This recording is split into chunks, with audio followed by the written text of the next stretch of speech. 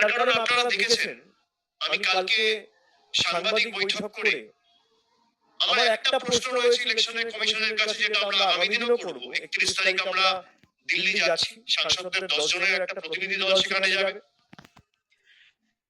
যে সাসপিশিয়াস লিস্টের নাম করে যে 1,36,00,000 নাম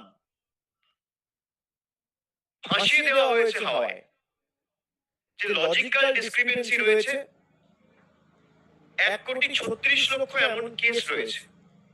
তার মধ্যে আলাদা 6টা ক্যাটেগরি করা হয়েছে।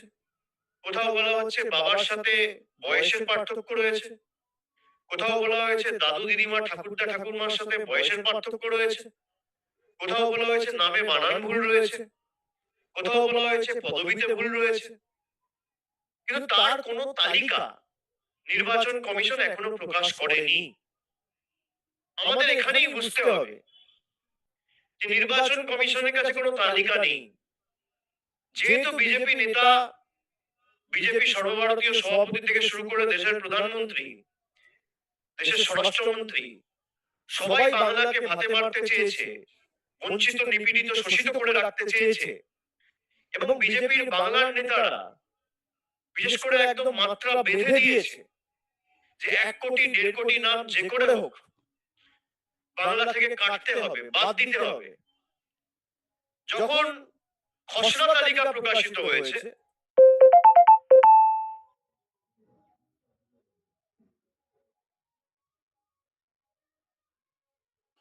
কিছু ডুপ্লিকেট ভোটার হয়তো ছিল, এবং তার সাথে যারা যাদের কোনো অস্তিত্ব নেই, অস্তিত্বহীন যারা, এমনি যখন স্পেশাল সামারি রিভিশন হয় তখন প্রত্যেকটা সামারি রিভিশনে 1.5%, 2%, 2.15% অবধি ডেড ভোটার্স ডিলিটেড হয়। এসআইআর এর ক্ষেত্রেও তাই হয়েছে। কিন্তু শুধুমাত্র এই 58 লক্ষ লোককে বাদ দিয়ে এরা বসে নেই। যেহেতু বিজেপি নেতারা বলে দিয়েছে যে 1.5 কোটি নাম বাদ দিতে হবে, আরো 70 লাখ, 80 লাখ, 50 লাখ নাম কি করে বাদ দেওয়া যায় এবং লক্ষ্যমাত্রাটা পূরণ করা যায়, সেই কারণে নির্বাচন কমিশন, যাকে আমরা বিজেপির সহকারী সংস্থা বলছি, তারা মাঠে নেমে গেছে। এবং কোনো লিস্ট নেই। আপনি যদি লিস্ট পরিষ্কার করতে চান তাহলে আপনি লজিক্যাল ডিসক্রিপেন্সির নামে যে 1,36,00,000 নাম হাওয়ায় ভাসিয়ে দিয়েছেন সেটা প্রকাশ্যে আনুন। সেটা নির্বাচন কমিশন প্রকাশ করছে না। আপনারা গত 2-3 দিন আগে দেখেছেন, বিশেষ করে আমি বিএলএ দের উদ্দেশ্যে বলছি, যে 58 লক্ষ ভোটারকে ডেড, ডুপ্লিকেট, শিফটেড, অ্যাবসেন্ট বলা হচ্ছে, এএসডিডি ভোটার, কোন রকম ইআরওদের সাথে কথা না বলে বিজেপির একটা এজেন্সি মারফত ইলেকশন কমিশন ইআরওদের লগইন আইডি পাসওয়ার্ড ইউজ করে ব্যাকএন্ড থেকে নিজেরাই ফর্ম 7 না ফিল করে ডেটাগুলো ডিলিট করে দিয়েছে। যেটা ইআরও ম্যান্ডেট, যেটা ইআরও দায়িত্ব, সেটা ইআরওদের না করতে দিয়ে তারা নিজেরা করেছে। এর বিরুদ্ধে আমরা দেখেছি যে West Bengal civil services executive অ্যাসোসিয়েশনের তরফ থেকেও নিন্দা জানিয়ে এবং তার প্রতিবাদ জানিয়ে একটা চিঠি দেওয়া হয়েছে চিফ ইলেকটোরাল অফিসারকে। কিন্তু এদের ষড়যন্ত্র আরো গভীর। বুথ টু বুথ আমাদের গিয়ে, বিশেষ করে বুথ সভাপতি এবং বিএলএ 2, আমাদের 1.5 মাস এখন কিন্তু বিএলওদের ছায়া সঙ্গী হিসেবে কাজ করতে হবে।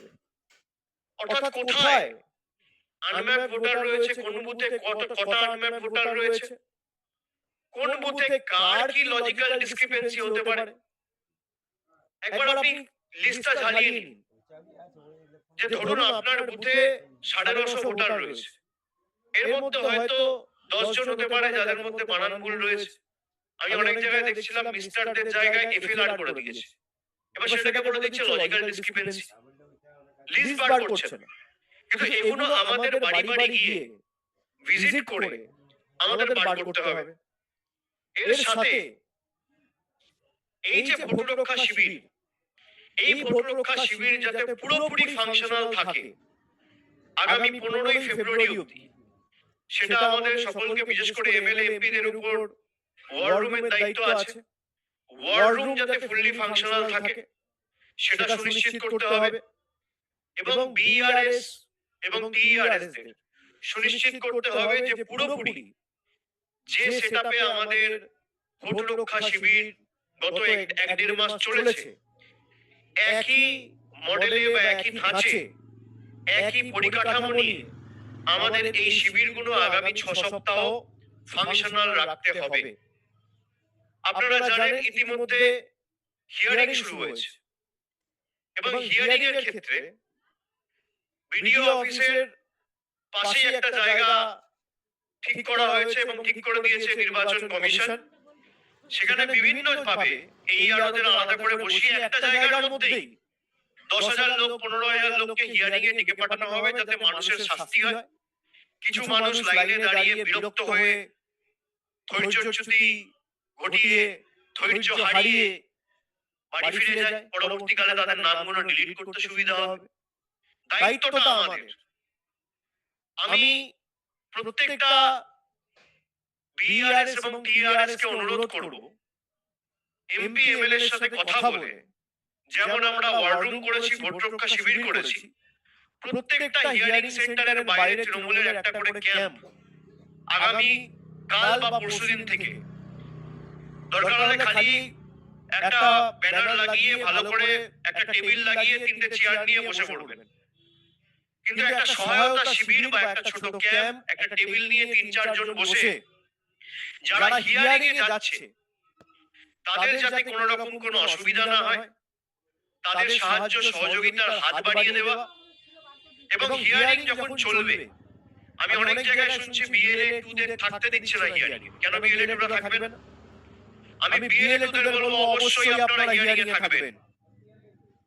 বিএলএ যদি আমার ভোটে পোলিং স্টেশনের ভিতর থাকতে পারে ভোট চলাকালীন, তাহলে বিএলএ 2 যদি আমার ইলেকটোরাল রোল যাচাই করার প্রক্রিয়ার সময় বাড়ি বাড়ি গিয়ে বিএলএর সাথে যাচাই প্রক্রিয়া অংশগ্রহণ করতে পারে, তাহলে বিএলএ 2 কেন হিয়ারিং প্রক্রিয়ায় থাকবে না?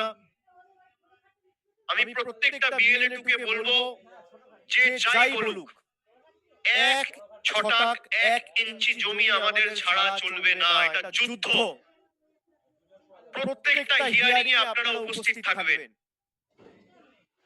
অন্য কোন দলের বিএলএ 2 থাকুক না থাকুক, আমাদের কর্তব্য, এটা আমাদের লড়াই, এবং কোন যোগ্য ভোটারের নাম যাতে ভোটার তালিকা থেকে বাদ না যায়, কোন যোগ্য ভোটার যাতে ভোটাধিকার প্রয়োগ করার প্রক্রিয়া থেকে বঞ্চিত না হয়, এটা সুনিশ্চিত করার দায়িত্ব আমাদের সকলের।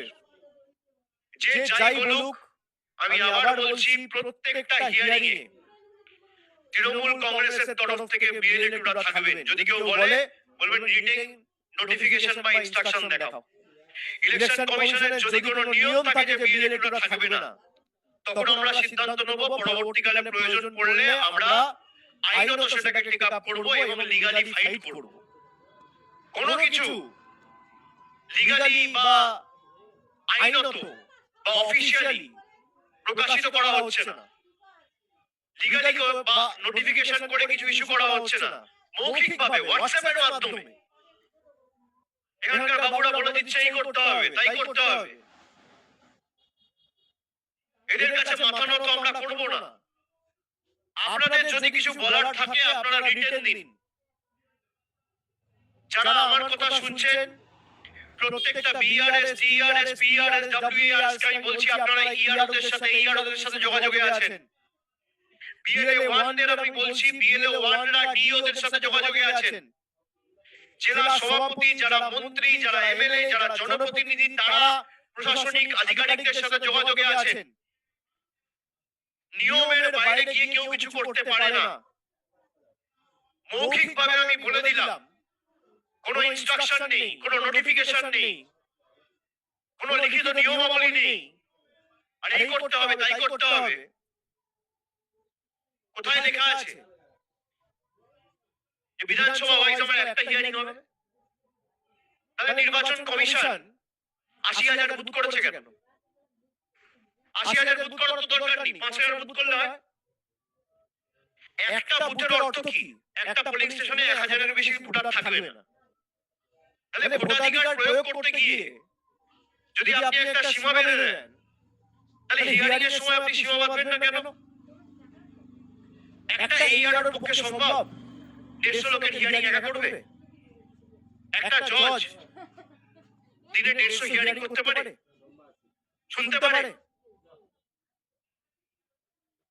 আমাদের এটা দায়িত্ব যে যখনই ইলেকশন কমিশনের তরফ থেকে বা প্রশাসনের কোনো আধিকারিক যদি আপনাকে বলে যে এটা নিয়ম রয়েছে BLA 1 থেকে BLA 2, WERS থেকে TERS, PERS থেকে BERS, BLA 1 থেকে জেলা সভাপতি, জেলা chairman, even state committee member, frontal অর্গানাইজেশনের দায়িত্বে যারা আছেন, নিয়ম দেখাতে চাইবেন, বলবেন রিটেন ইনস্ট্রাকশন দেখাও, কপি আমায় পাঠাবেন, আমরা চ্যালেঞ্জ করব।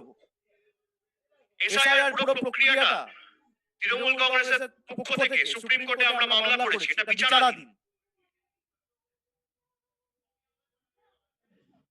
আমরা আইনত লড়বো, কিন্তু মৌখিকভাবে কোনো ইনস্ট্রাকশন হাওয়ায় ভাসিয়ে দেওয়া যায় না।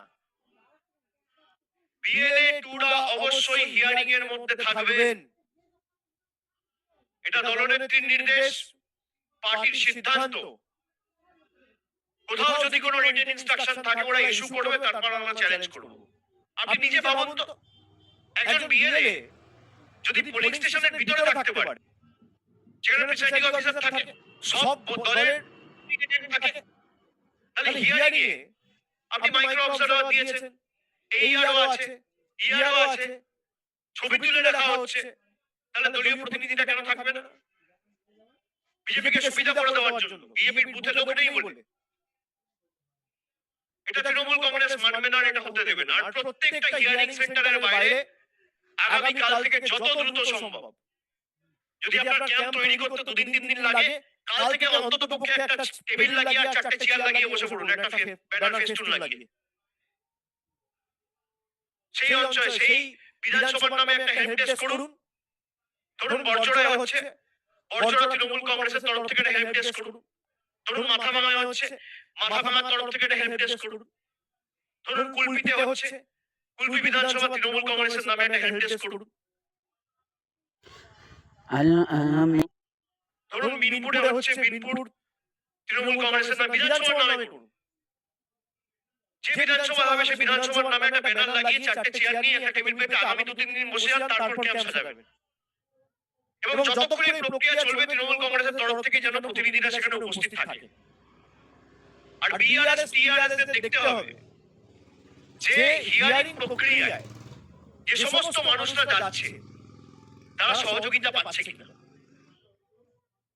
আমি মিউনিসিপ্যালিটির ক্ষেত্রে বলবো যে মিউনিসিপ্যালিটি চেয়ারম্যানের দায়িত্ব, যদি কোনো সাধারণ ভোটার গিয়ে আপনার কাছে রেসিডেন্সিয়াল সার্টিফিকেট চায়, তাকে সাহায্য করার, তাকে সহায়তা করার দায়িত্ব আপনার।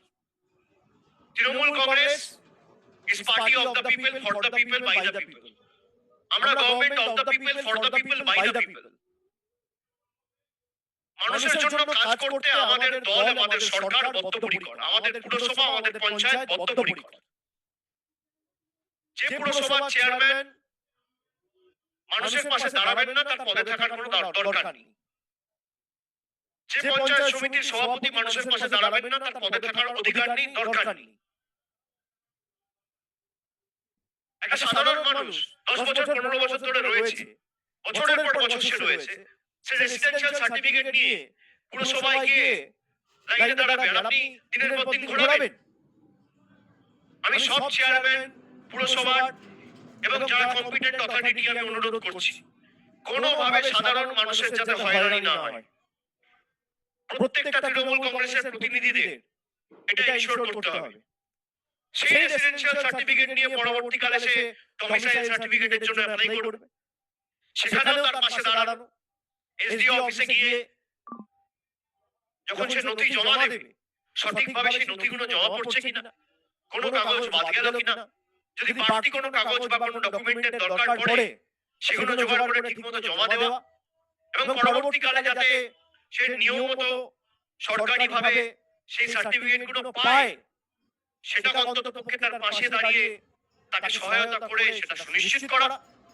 হিয়ারিং এ যাতে তার কোনো অসুবিধা না হয় সেটা সুনিশ্চিত করা, এই কাজগুলো আমাদের করতে হবে।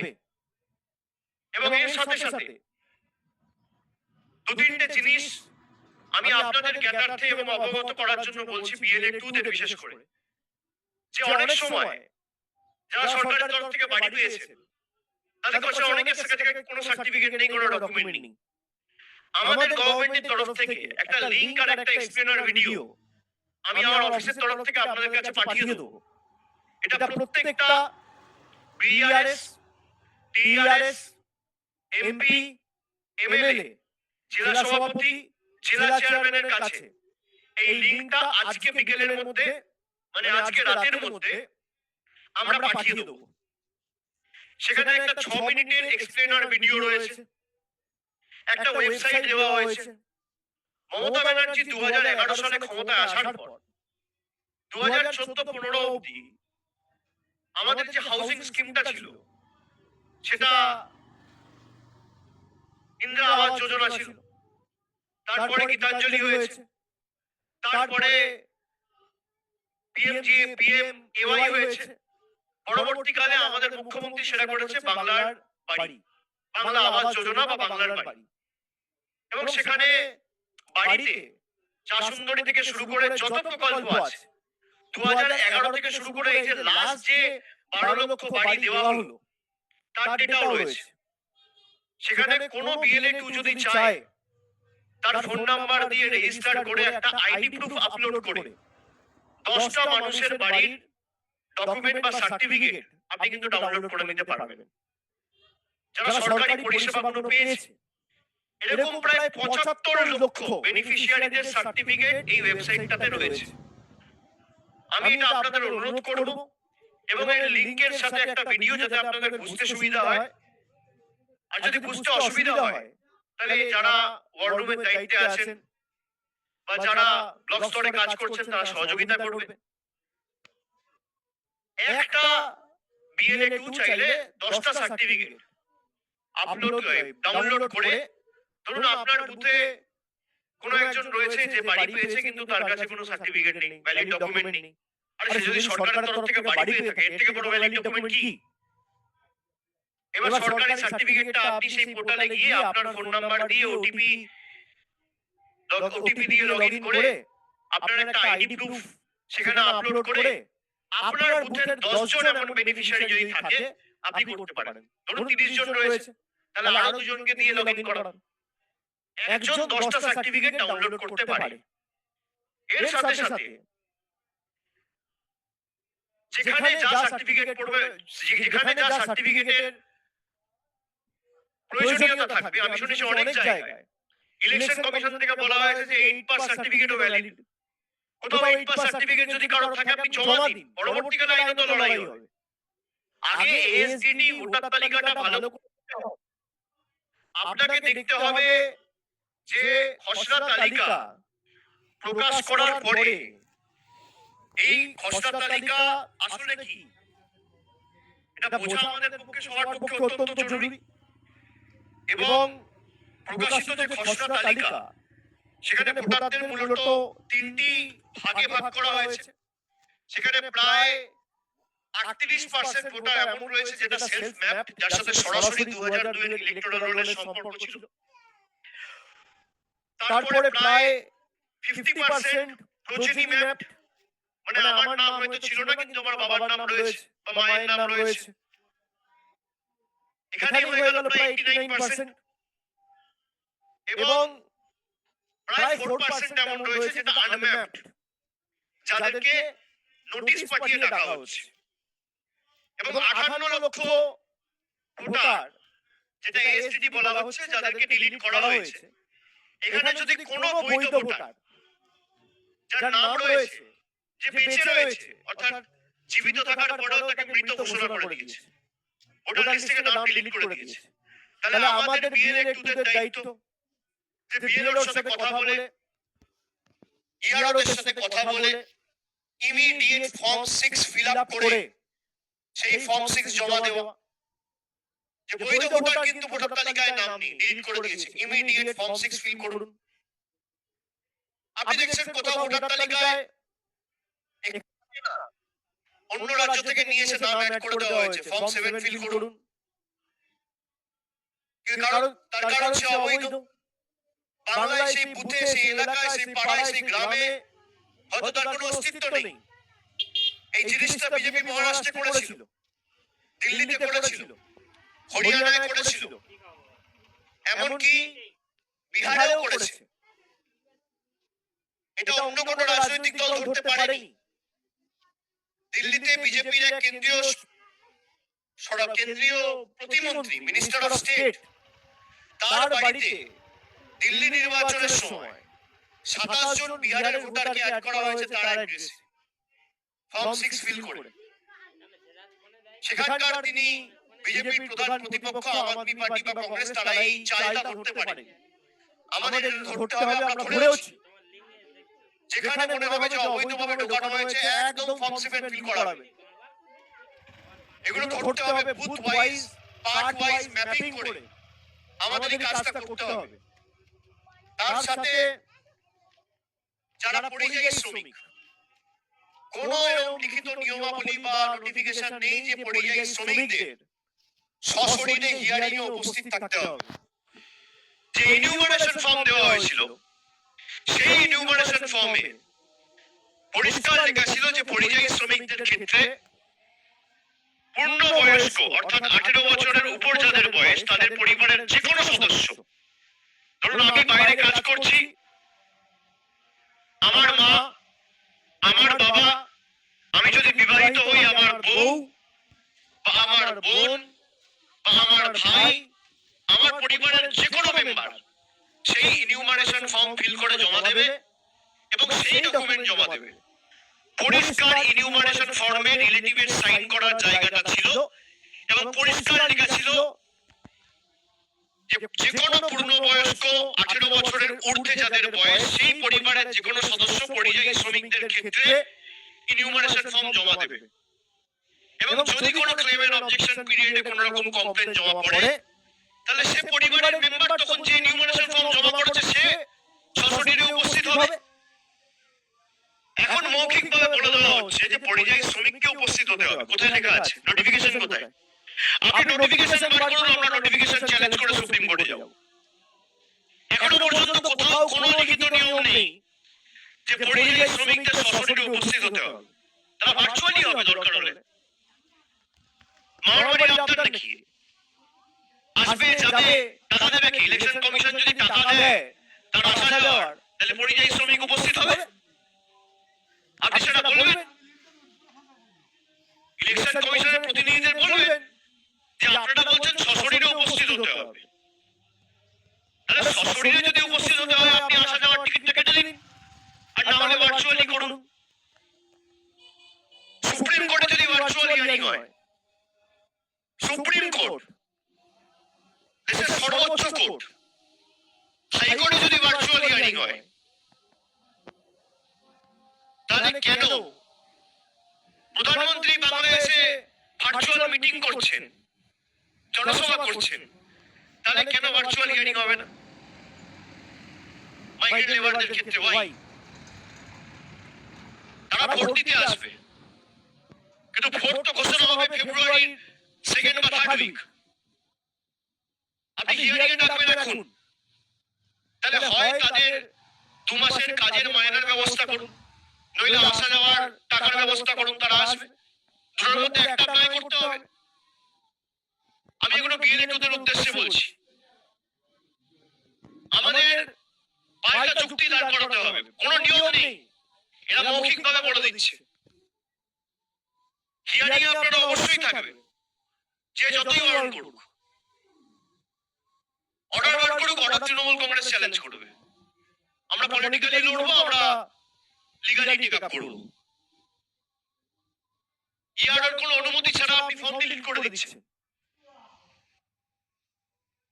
আপনারা আরেকটা জিনিস মাথায় রাখবেন, এটা অনেকে জানেন না, আমাদের অনেক এমএলএ, অনেক এমপি, অনেক ব্লক সভাপতি, এমনকি বিএলএ-2রাও জানেন না